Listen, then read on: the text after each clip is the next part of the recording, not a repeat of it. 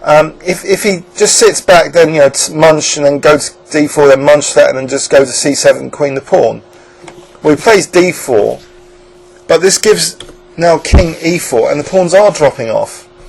The check's hopeless, but white will just take there. So this is now a resignable position. Both these pawns will drop off, and then king could casually just march to c6, c7, or just push through the e pawn. So it's a hopelessly lost position with the rook completely tied down on b8. So really it's kind of a beautiful positional gambit in this game that we've witnessed. Now in the last part of the video, let's do an overview and summary of this game. Okay, let's go back to the beginning and see what happened from the beginning. So it was a kind of Catalan gambit. White offered the d4 pawn, and in exchange for that, black's development on the queen side was uncomfortable. A bit of congestion here on the queen side. So rook c1. So already there's some tactical issues, but black is being very delicate in his moves to make sure he's not losing any material. So bishop a5. He carefully avoids playing b6, but now the stunning idea of just playing for queen a3.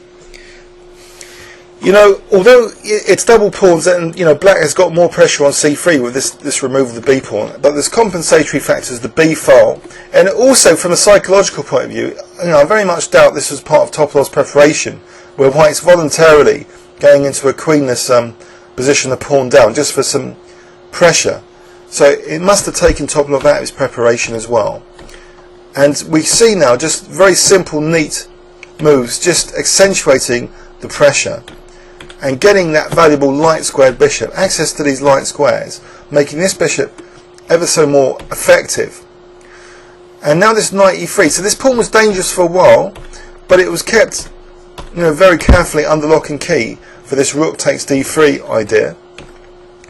And then with this rook c7 and this lovely rook c5, a small trap is set, which obviously Topalov sees within a millisecond. He can't play rook a4 because of bishop c6. But it does mean black's still tied down. He can't play e5, the knight's restricted, the rook's not doing much on d4. So he starts getting a bit desperate. He has to give up the a pawn.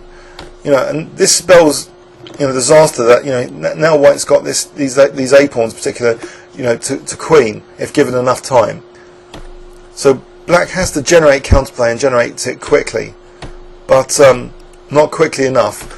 Anand is prepared to sack a pawn back under favourable circumstances, so he does so, and it just leaves this easily winning rook and pawn ending, where king f3, even though he's now a pawn down after all that, sorry, it's now equal, 1, 2, 3, 4, 5, 1, 2, 3, 4, now equal on pawns, but black is actually lost here, because he can't defend this e3, and then this other pawn will drop off.